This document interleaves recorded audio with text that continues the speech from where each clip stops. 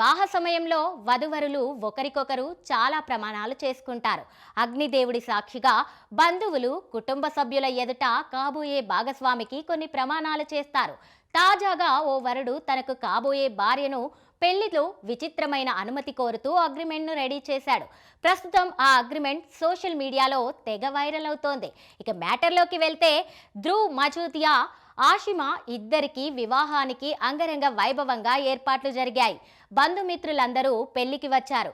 పెళ్లికి ముందు ముస్తాబై వరుడు ధ్రువ్ మజూదియా, వధువు ఆషిమా వివాహాల్లో కూర్చొని ఉన్నారు.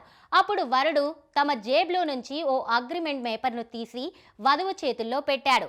అది చూసి వధువు ఆషిమా ముందు షాక్ అయింది. అయితే వరుడు పర్లేదు, అందరి ముందు గట్టిగా చదవని అన్నాడు. దీంతో వధువు ఆ అగ్రిమెంట్ని తీసుకొని చదవడం మొదలు పెట్టింది. అందులో నేను ధ్రువ్ మజూదియా, పెళ్లి తర్వాత ఆషిమా నాకు ఎలాంటి పరిమితులు పెట్టకుండా ధోని సిఎస్కే ఆర్సీబీ ఆడే అన్ని మ్యాచ్లను చూడడానికి అనుమతించాలి. అప్పుడే నేను సంతోషంగా హృదయపూర్వకంగా ఆమెతో 7 అడుగులు వేస్తానని మాటిస్తున్నా అని ధ్రువ్ రాసిన అగ్రిమెంట్ని చదివింది.